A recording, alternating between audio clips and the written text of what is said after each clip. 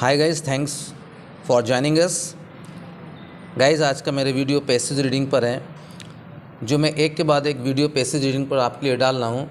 इसमें मैं ये बताना चाहता हूँ कि आप पैसेज को कैसे पढ़ेंगे, कैसे रीड करेंगे, और रीड करने के बाद इसमें सब्जेक्ट क्या है, वर्ब क्या है, एडजेक्टिव क्या है, एडवर्ब क्या है, लिंकिंग वर्ब क्या है, ये भी हम आपको साथ साथ बताएंगे, और साथ ही इसको हम बिल्कुल ट्रांसलेट विथ मीनिंग करेंगे। तो गाइस, हम बिना डिले हुए शुरू करते हैं पैसेज को रीड करना। फर्स्ट तो मैं पैसेज को रीड करूँगा, सेकेंडली आपको इसका ट्रांसलेट करके बताऊँगा सेंटेंस बाय सेंटेंस। बोला, a bee went to a tank to quench its thirst, and tumbling in it was almost drowned. A dove that happened to pass that way saw the danger the bee was in. It hastened to a neighboring tree and, plucking off a leaf, dropped it into the water. Before the bee climbed onto the leaf, dried its wings, and flew away to its hive, full of gratitude to the dove that had saved its life. A few days later, the same bee, while returning to its hive after a hard day's work, saw a cruel boy taking aim at the dove sitting upon the branch of a tree. At once, the bee flew to the rescue of the boy, and just when he was going to shoot the boy, stung it. The boy danced with pain, while the dove, realizing the danger to which it was exposed, flew safely away. अब guys, इसका मैं एक एक sentence का हिंदी करके आपको clear कर रहा हूँ, और साथ ही साथ आपको सब्जेक्ट और वर्ब की जानकारी भी दे देते हैं। जो पिंक कलर में है ये आपका सब्जेक्ट है, और जो येलो कलर में है ये आपका वर्ब है। पिंक में सब्जेक्ट और येलो में वर्ब। सब्जेक्ट और वर्ब को जानना बहुत ज़रूरी है। बिना सब्जेक्ट और वर्ब के जाने हम किसी भी पैसेज को अच्छे से समझ नहीं सकते हैं। बोला, अबी एक मधुमक्खी, बी किसे बोलते हैं? मधुमक्खी को। अबी वेन टू अ टैंक, एक मधुमक्खी टैंक के पास गई। टू क्वेंच ये इन्फिनेटिव है। जब वर्ब के फर्स्ट फॉर्म से पहले टू लगाते हैं तो ये इन्फिनेटिव बन जाता है। टू क्वेंच, प्यास बुझाने के लिए। टू क्वेंच इट्स थर्स्ट, अपनी प्यास बुझाने के लिए। तो अबी वेंट टू द टैंक, एक मधुमक्खी गई टैंक के पास। टू क्वेंच इट्स थर्स्ट, अपनी प्यास बुझाने के लिए। एंड, कॉमन बता रहा है, एंड टम्बलिंग इन, और लुढ़कती हुई, वॉज ऑलमोस्ट डाउन, और उस पानी में वह टैंक के पानी में डूब गई। टम्बलिंग इन, लुढ़कती हुई, वॉज ऑलमोस्ट डाउन, वह डूब गई। अ डव, एक डव पक्षी है। दैट हैपन टू पास, जो वहाँ से गुजर रहा था। The dove that happen to pass, वह डव पक्षी जो वहाँ से गुजरा। दैट वे, उस रास्ते से। शा, उसने देखा। उसने क्या किया? देखा। ये भी वर्ब है, और सब्जेक्ट क्या आपका है?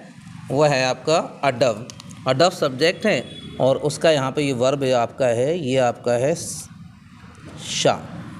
तो बोला, अडव दैट हैपन टू पास, एक डव पक्षी जो वहाँ से गुजरा। दैट वे, उस रास्ते से। शा द डेंजर, उसने खतरे को देखा। क्या खतरा देखा? द बी वॉज इन, वह मधुमक्खी पानी के अंदर थी। इट, ये सब्जेक्ट है। इट हैसेंट, इट किसके लिए आया? डव पक्षी के लिए आया, अडव के लिए। इट हैसेंट, इसने जल्दी की,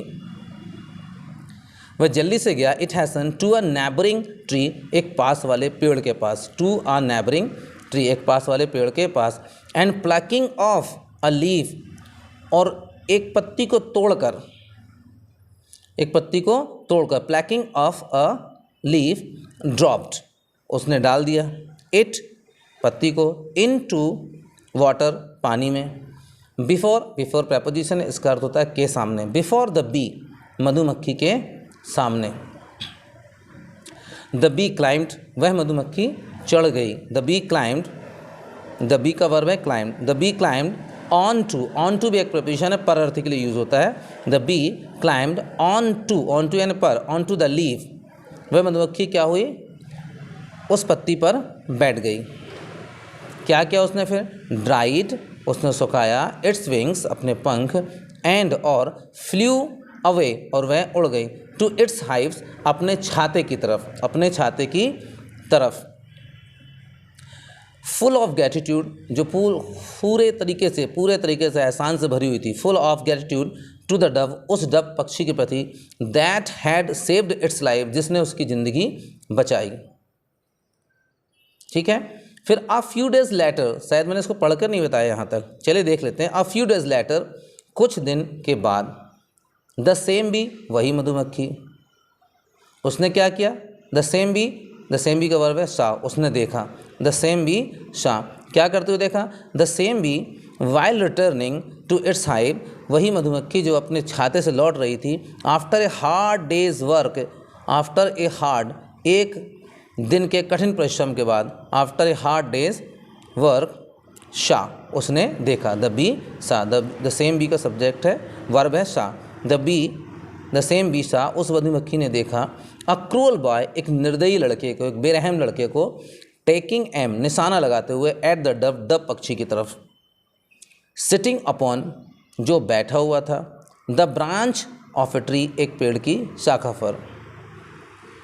एट वंस, तुरंत, उसी समय। द बी, वह मधुमक्खी, फ्लू, उड़ी, to the wrist of the boy, उस लड़के की कलाई पर बैठ गई जाके उड़कर। The bee flew to the wrist of the boy, and और just then, and just then, और ठीक उसी समय जब, he was going to shoot the dove, वह डव पक्षी को शूट करने जा रहा था। He was going to shoot the dove, उस डव पक्षी को वह मारने जा रहा था, निशाना लगाने जा रहा था। स्टंग इट, उसे काट दी। क्या करी उस मधुमक्खी ने, उसे स्टंग कर दिया। दो वर्ब हैं, यहाँ से उड़ी और यहाँ के उसने स्टंग कर दिया, स्टंग इट, और उसे उसने डंक मार दिया। स्टिंग क्रिया का फर्स्ट फॉर्म होता है, सेकेंड फॉर्म स्टंग होता है डंक मारने के लिए। स्टंग इट, और उसे डंक मार दिया। द बॉय, वह लड़का, डांस्ड, वह लड़का नाचने लगा, नाचना शुरू कर दिया। विथ पेन, दर्द से। वाइल द डव, जबकि वह डव पक्षी, रियलाइजिंग, जो महसूस कर रहा था, द डेंजर, खतरे को, टू विच, जिससे, इट वॉज एक्सपोज, वो उसे बता दिया गया, उसे दिखा दिया गया।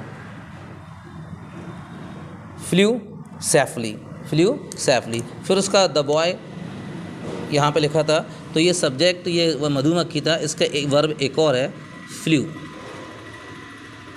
और द बी फ्लू, और वह मधुमक्खी उड़ गई।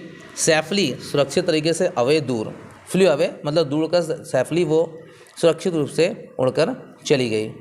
तो गाइस, मेरे वीडियो पैसेज रीडिंग पर था, इसमें मैंने पैसेज को आपको रीड करके बताया, और रीड करने के साथ साथ आपको ट्रांसलेट करके बताया, सब्जेक्ट क्या है, वर्ब क्या है, इसकी आपको जानकारी दी। गाइस, ये मेरा वीडियो आपको अच्छा लगे तो इसे लाइक कीजिए, सब्सक्राइब कीजिए और दूसरों तक शेयर कीजिए। Thank you for watching this video.